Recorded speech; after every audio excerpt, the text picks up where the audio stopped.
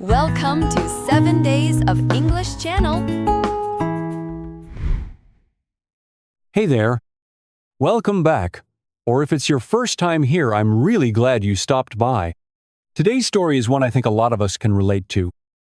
You know that feeling when you've got big goals, but life keeps throwing curveballs your way? Whether it's starting something new, chasing a dream, or just trying to stay on track. We've all been there. So in this episode, I want to take you along for a personal journey, one that's honest, sometimes messy, but full of heart. It's about setting goals, falling short, getting back up, and realizing that success doesn't always look the way we expect. Let's dive in. Building success. One sale at a time. I fumble out of bed with a groan and nearly knock the lamp off my nightstand. It's early, but for me, the day starts before sunrise. Around 6 a.m. on this particular Tuesday, I blink at the ceiling, trying to remember why I set that ridiculous alarm. Oh, right! There are goals. Big ones. Tiny ones. I love lists. They give me a reason to crawl out of bed before my coffee even brews. Downstairs, the house is quiet. My wife has been up for hours, she tells me later, making her own coffee and packing lunches for the kids. Our kitchen still smells of last night's homemade pizza. The kids are still asleep upstairs and even the dog snoozes on the rug. I pour myself a fresh cup, black.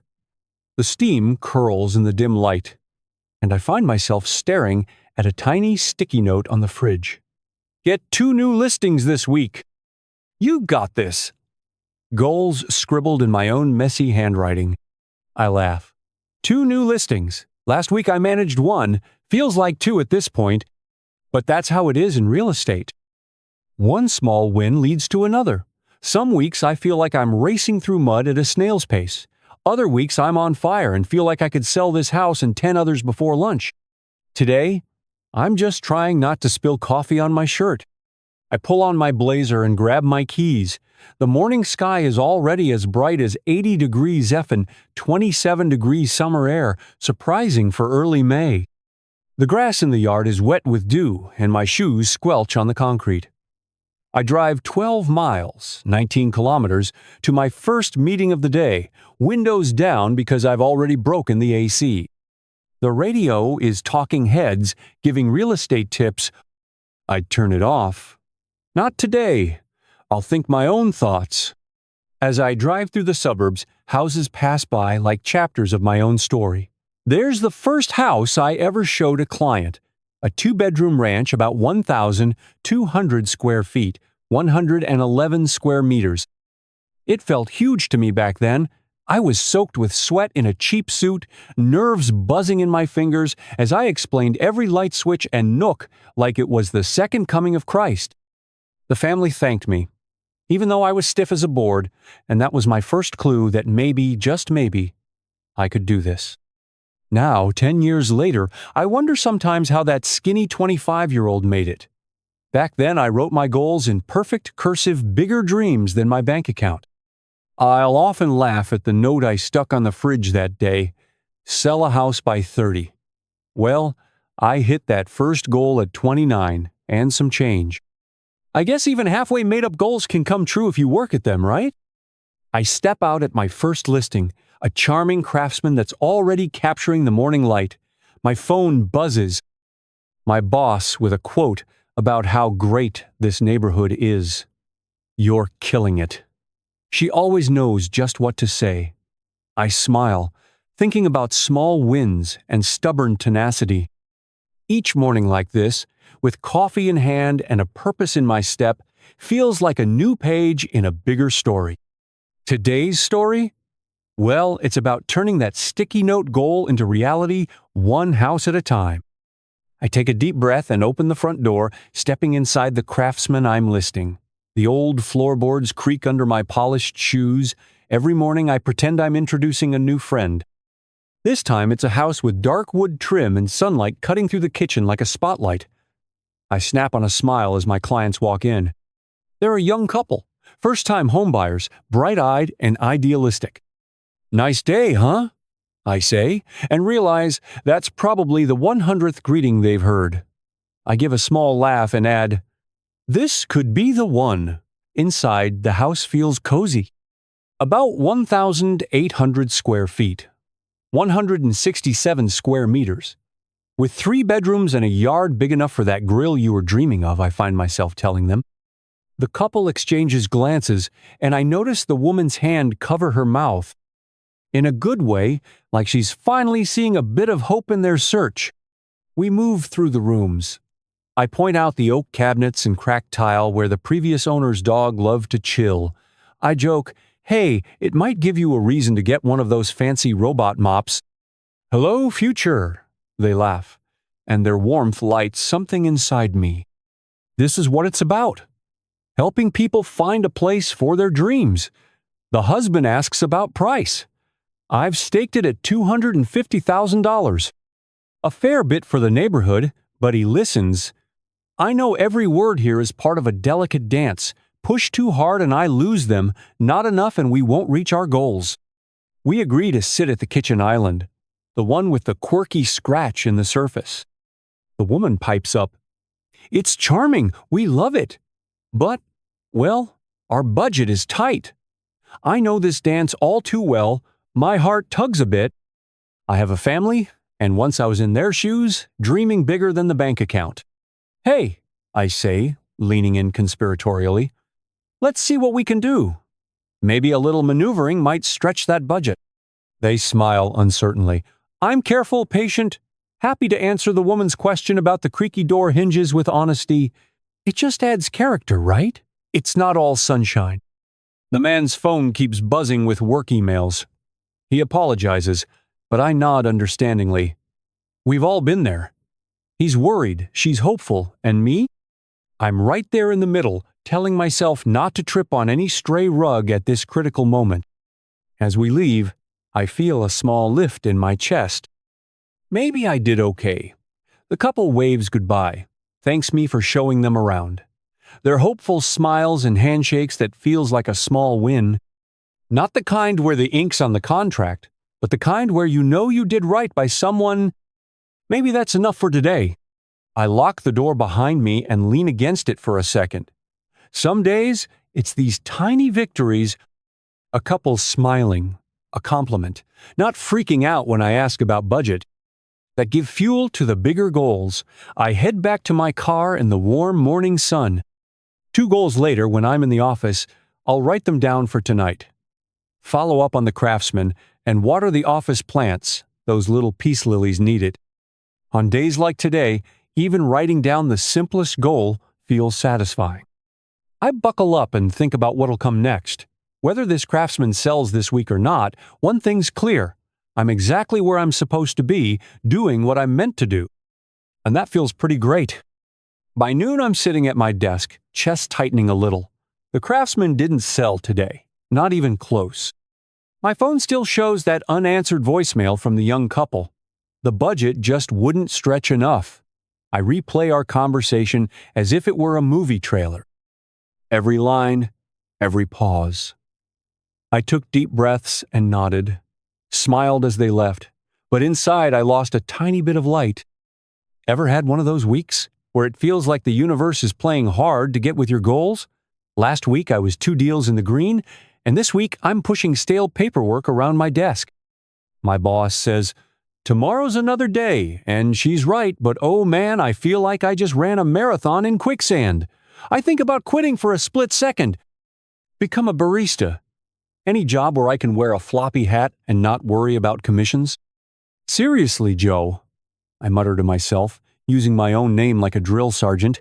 Get it together. It's just a day. A tough day. A couple of setbacks don't define me. I push away from the desk and stand up. The spring air outside is cool. About 60 degrees. 16 degrees C.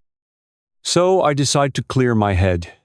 3 miles, 5 kilometers later, my head is clearer and my frustration has melted away. I glance over at a photo of my wife and kids. That goofy smile she's making, the way my daughter is mid-laugh at something I said. Yeah, those faces are worth more than any commission. I force a grin, remembering why I do this. I decide to break the slump with a small win. I stand up and grab a file of a smaller property, just because, I remind myself, one step at a time, after an hour of calls, some voicemail after voicemail, some friendly chats, one coffee being poured down my shirt because I thought the mug was empty, I finally get a yes, I'll think about it, from a potential buyer for a cozy bungalow down the street. That might not be a closed deal, but it's a door cracking open. It's the tiny successes that pull me forward. I scribble a note on my calendar, call Mr. Jenkins back on Monday. Also, jazzercise class on Thursday. Try harder than last time. I need to do something good for myself. Even 30 minutes dancing, like no one is watching, can't hurt. As I leave the office that evening, the sky is that purplish gray of early spring, as if the world itself is nursing a hangover. And maybe I am too, from this frustrating day. I drive home on autopilot, rolling past streetlights, flickering to life at 60 miles per hour, 96 kilometers per hour, on the highway, earbuds in with a goofy old mixtape of mine playing. I stare at the steering wheel logo and grin. That small logo is reminding me. Gotta keep steering, right? By the time I step through the front door and get a warm hug from my family, something shifted. It's not that big, it's almost a whisper, but I feel it.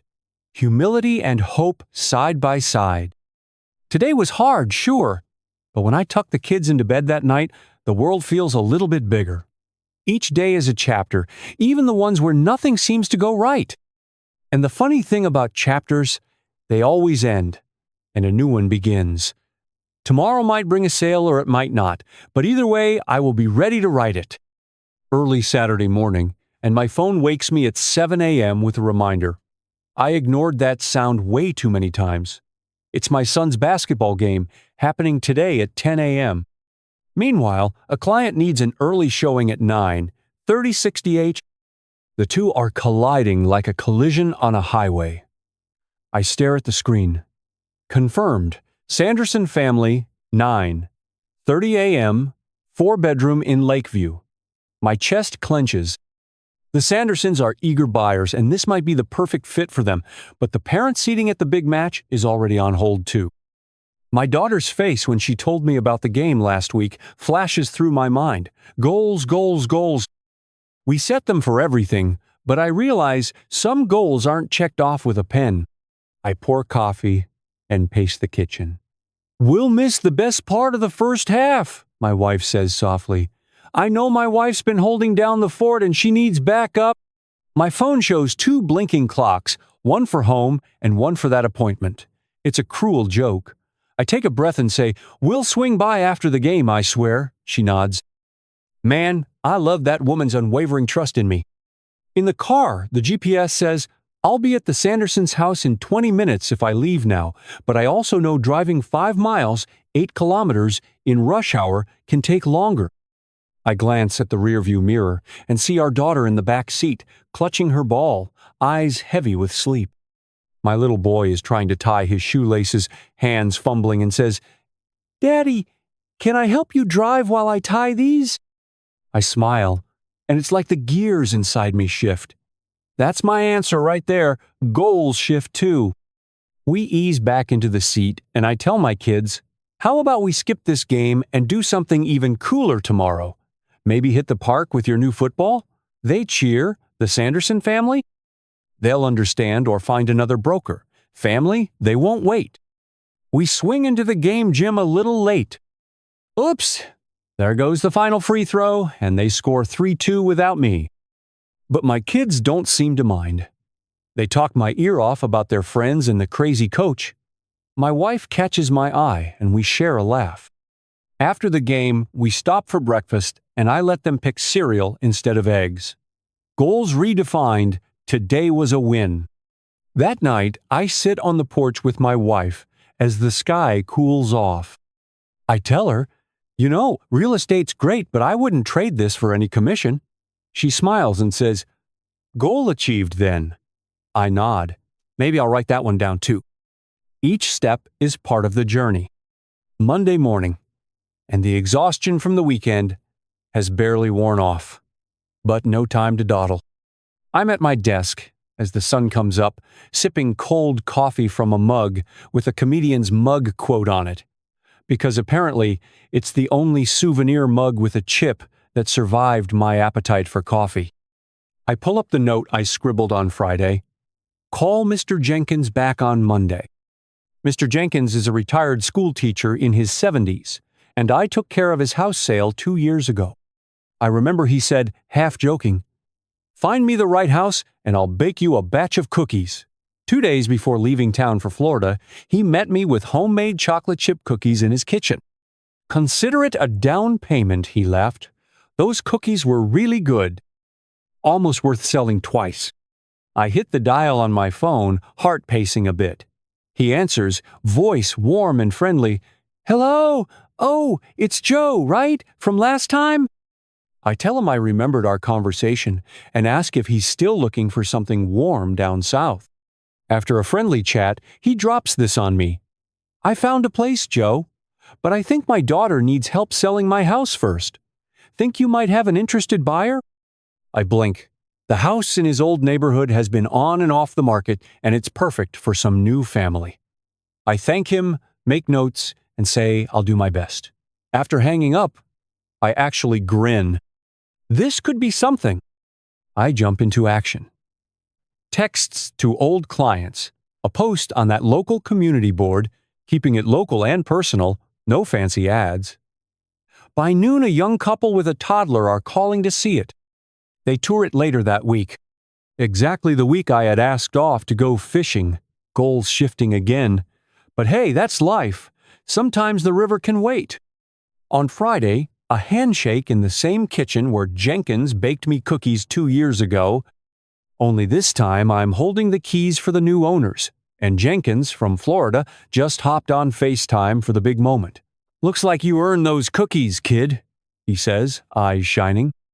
That night, as I walk back to my car carrying a pen that signed a successful deal, I feel the weight of the pen lighter than the day's coffee machine. This little victory is exactly what I needed. Penciling wins onto the list again. I realize there's no formula for how goals come together. Sometimes they're a wild loopy dance. But the moves are sweeter once you remember why you started dancing in the first place. At 35, I've learned that goals can be sneaky little beasts. I remember when I thought success was a one-time thing.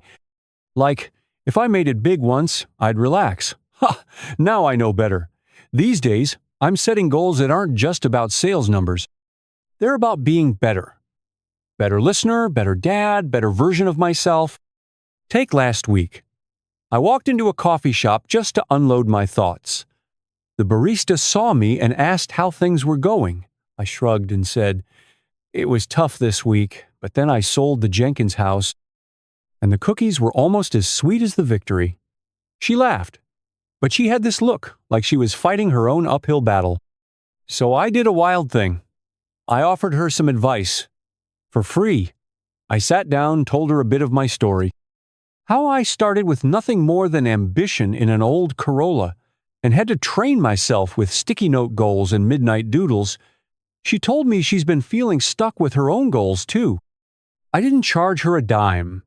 Sometimes sharing a goal is what someone needs. Maybe I became a real estate guy, but I guess I'm also a bit of a coach now. For anyone who asks. That conversation lit me up, strangely. It reminded me why talking goals out loud is powerful. Later that day, I had a whole list of ideas jotted down for my own life. I looked at one old goal on my list. Run a marathon? 26 miles? 42 kilometers? When did that get on there? My 30th birthday, I guess. 7 years, 7 marathons short. I chuckled and scribbled, "Start training this week" next to it.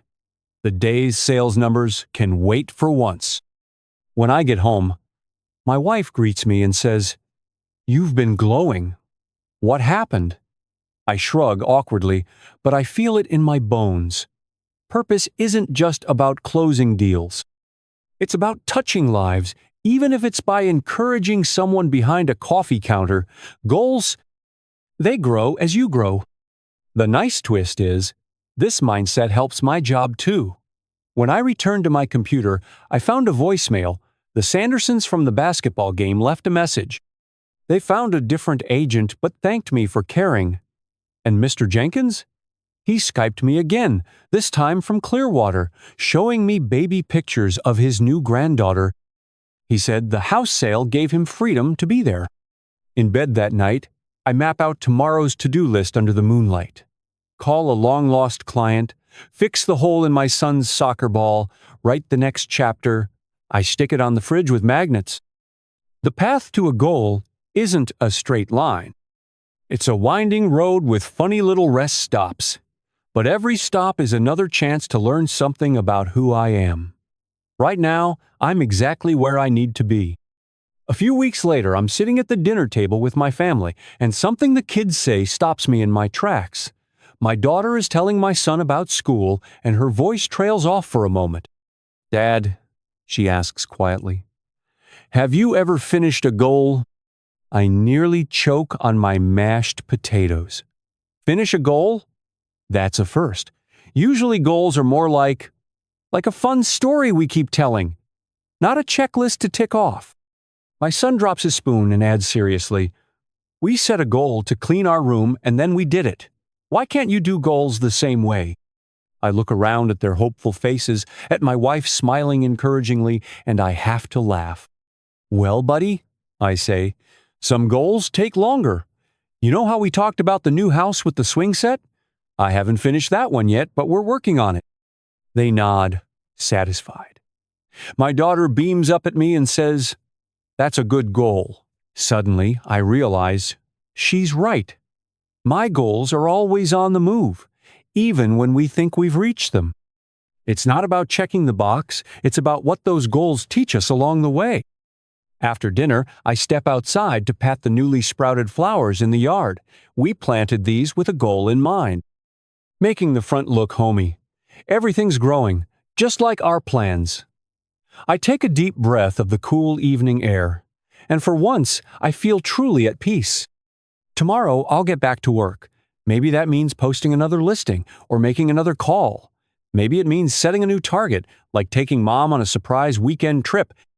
Maybe a quick drive 100 miles, 160 kilometers, down the highway if time permits. Even if those steps sometimes circle around like a lazy river, I'm moving forward. This life of mine is a marathon, not a sprint, and the finish line keeps moving. But with my family beside me and each little victory under my belt, I'm excited to see where the next chapter takes me. It's been a year since that dinner table conversation, and a lot has changed. But a lot has stayed the same too. I find myself back in the car at sunset, heading home after a late showing. Traffic is light, radio playing some old rock tune, and I catch the reflection of myself in the rearview mirror. It's the same guy who spilled coffee on his shirt, only now with a few more laugh lines and a lot more stories in his pockets. I stop at a red light and let my mind wander. A text buzzes in. One of my first clients just closed on their dream home. They thank me for hanging in there with them. Smiling, I realize this is what it's all for. Helping people feel at home. Across the street, I see a for sale sign plastered on a cozy bungalow. Funny. I remember when a friend joked, "You'd make that your home, huh?" And to be honest, part of me would. But I've learned where home really is. The light turns green, and I drive past a small elementary school where kids are getting picked up by parents. Something in me stirs. The chase and hustle are still there, but now I know it's all part of a bigger picture. My goals can adjust. That bungalow could be the next family's dream home or just another stop on the list for me.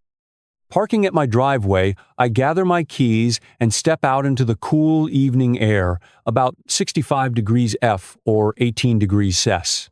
My daughter comes running out to give me a hug, and I scoop her up, both of us laughing. The sky is a swirl of orange and purple, like a watercolor we painted together. It hits me. Sunsets have a way of reminding you how lucky you are every time. There's still more to achieve, of course. Maybe next week I'll tackle a particularly tough negotiation, or maybe I'll score a new listing that excites me. But for tonight, I cherish this moment. The journey's been long, filled with dashed hopes and sweet triumphs, and it's far from over. My goals? They're still there, scribbled on sticky notes and in my head, but they've become part of who I am, not just a destination. And right here, right now, surrounded by my family and the fading glow of the day, I know I wouldn't have it any other way. Thank you for reading. Please like, share, and subscribe to support the channel.